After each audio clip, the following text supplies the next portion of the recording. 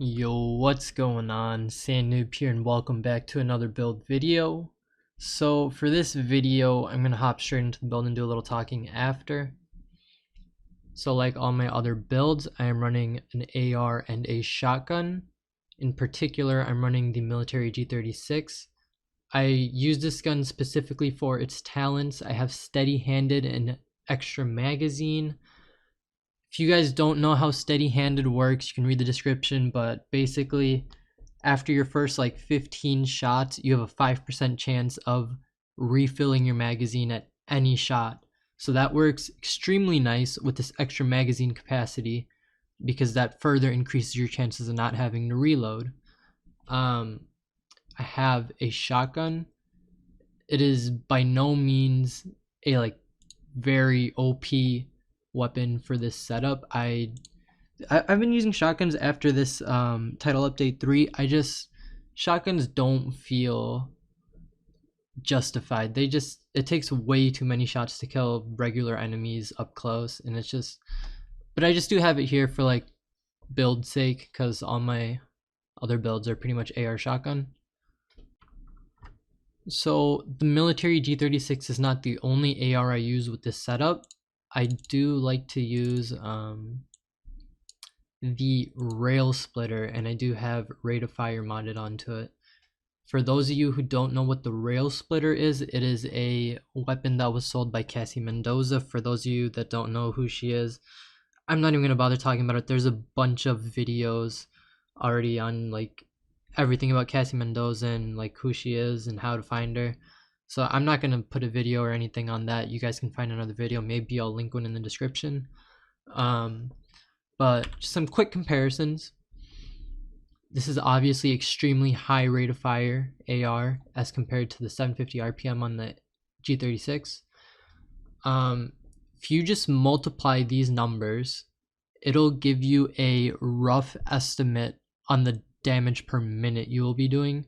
It's not extremely exact because you still got to consider like reload time and accuracy, and there's even like enemies in front of you, but it gives you like a rough estimate on how powerful the weapon is overall.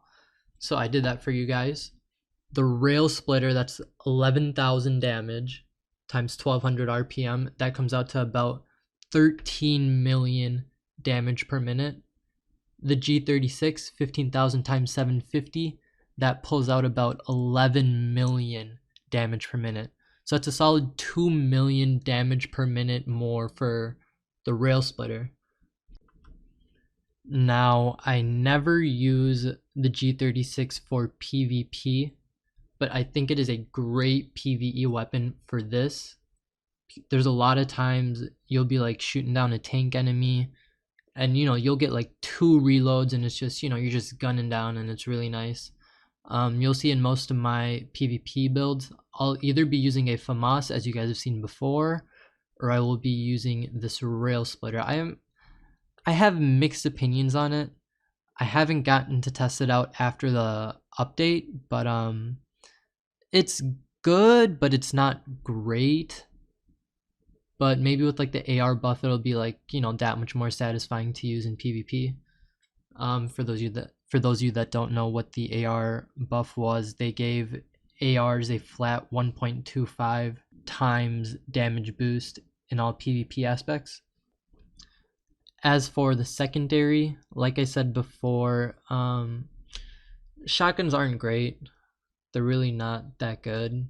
So I will probably, for my future builds for now, be using snipers.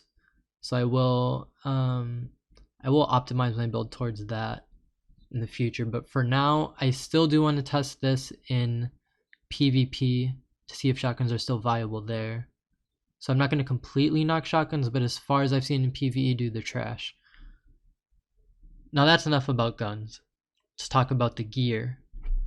So as you can see, I'm pulling out a fat 304,000 armor, topped with 47,000 health. I do manage to get about 1,000 skill power. That's mostly through this gear set piece. As you can see, I'm running a 377 build. It was actually pretty hard to put everything together. I'm honestly just going to talk about the perks of it instead of going through each piece. Sounds easier. So I have On the Ropes, and that's thanks to this +7 utility slots. Flat 25% damage when all skills are on cooldown. You guys know I love to have my double armor specs on the backpack and chest piece. Unstoppable Force, just because this is going to be a compensated build, and now that they made Berserk require, 7 offensive attributes, you cannot use that yet. You cannot use that at all with this build. So yeah, Unstoppable Force will be a lot more viable compared to that, strictly because now there is variation, as in if you build towards a tank build, you'll actually feel more tankier fighting enemies, and that's combined with the whole increasing armor numbers, fear in the dark zone a lot, increasing normalization to world tier 5, all the slight nerfs they did to the enemies. You actually feel the tankiness. It gives you time to react. It gives you I can take 2 more seconds of damage, then I have to duck or whatever. You feel it, and it's really nice. So if you are using like a Berserk build, you will be a little more glass cannon-y. But I think these types of builds are going to be very, very powerful in PVE. Yeah, Compensated Centered is a very good PVE perk, just because, if you're burnt, if you're confused, whatever, this will clear it if you get the headshot kill. And I don't know where, but I pulled out a nice flat 10% damage to the elites. So getting all the talents on your gear pieces, that's only one part of the battle in building a set. The other thing you got to get is all these brand set pieces. So like, for example, I always try to get a Gilligard and a Murakami in my set, dude. It's just a nice one piece armor and health boost. Makes you that much tankier. You guys already know I have my AR damage. This piece, so when I was trying to build this set, I didn't know whether I wanted to go On the Ropes or I wanted to go Unstoppable Force, because Unstoppable Force requires 7 blues. It was just hard, but then I figured if I drop a gold piece here, I can just make this whole piece dedicated to utility. So I get 2 nice utilities here, and then I get 2 utility mod slots. So that really helped in the creation of this build. And then this is a very, very difficult thing to come across: 2 solid Overlord armament pieces, because the 2 piece gives you another 7.5% total armor. And then I got plus armor here.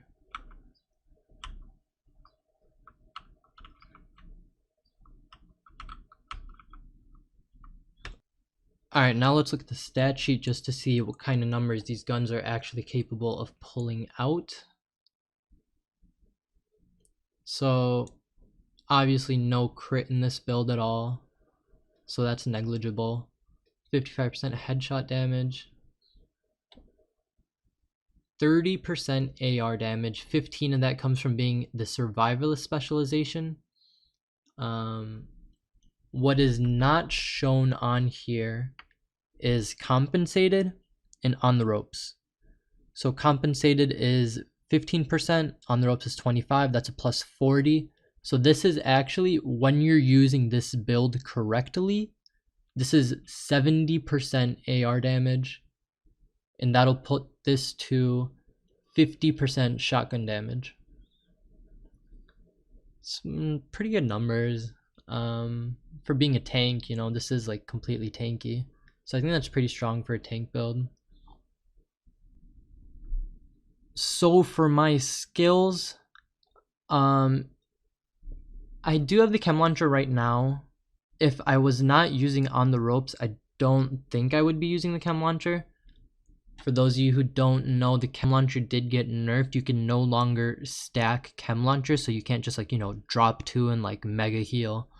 So it's kind of diminishing the usability of it, but it's still a really nice spot heal that you can just almost always have. So for my second skill, I am using the Pulse. The big reason I'm using it is not for knocking down defender drones or I don't know how all these PvE players use it in PvE. I'm not a huge PvE player, I'm mostly PvP, but I use it for its extremely long cooldown, and it's just really quick and easy to use. So that way I can have on the ropes activated for longer and not have to worry about, just using my skills. Oh yeah, another thing I did notice was I don't know what this attribute used to be, but it got changed to 7.5% total armor. I think that's a really nice change that they've made, including percent armor and percent health into possible rolls on your gear. Because, shit like health on kill, dude, that's completely useless. I would much rather have like percent armor right there or something. But yeah.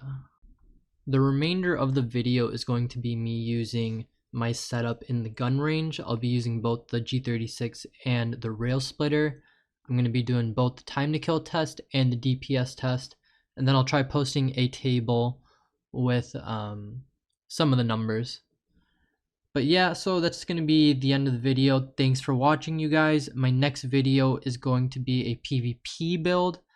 Hopefully, it honestly just depends on how many PvP matches I can get. I can't play 10 hours a day or anything, so in my limited time, if I can get some solid PvP matches and get some clips, I'll have a video out within a couple days.